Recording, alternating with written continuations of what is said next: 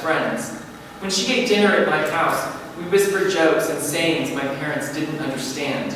My mom would ask, "What?" and we'd smile and laugh at her, one of us nudging the other's shin under the table, my dad rolling his eyes.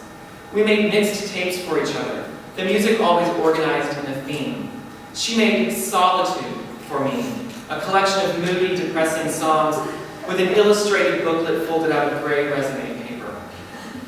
And we wrote notes, a lot of them. Both of us could fill the front and back of an entire sheet of paper in a 50-minute class period and still get A's and B's. Except I couldn't write notes in algebra. Our notes were dramatic, passionate, and ridiculous. We described the moon, the stars, our tears, smiles, and wishes. I used big words I didn't understand. She addressed me as dearest and laced her letters with thou, doth, and shall. She signed her notes Solange, and I signed mine Serge, our names from French class. Love Solange or love Serge. Even when we were just friends, we already signed love. Claire was small and very curvy with bowed-out hips. Her hair was cut short and curled naturally, which she hated. "I have mom hair," she said sometimes, pulling at the flat results in her rearview mirror. "You don't," I'd say, fiddling with things in her glove box, looking for a mixed tape I made her. But it was true. Her haircut was the same as both of our mothers. She looked older than she was, like she was the mom of somebody, though she was only 1 year ahead of me in school. I looked younger than I was, like the effeminate prepubescent kid of somebody, although I was a sophomore.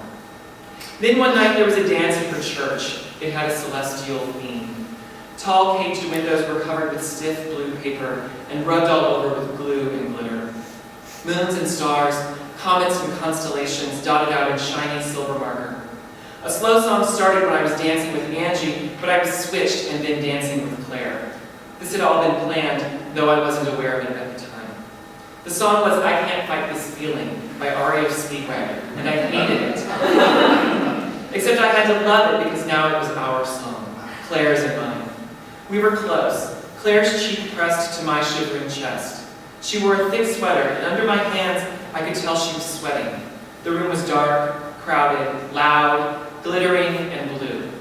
We danced, sort of waddling in a vague circle.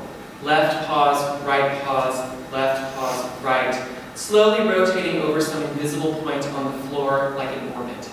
She knew she loved me right then, but she wouldn't tell me until later. After that, our notes changed.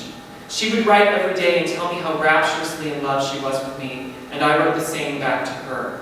I described my strong feelings and made many fantastical promises about moonlit walks, sunrises, New York weekends, and European summers. Strangely, it was easy to write about these things, but hard to talk about them. In those years, love wasn't any deeper than friendship. I knew what came along with love, sex, so I tried to avoid the topic altogether.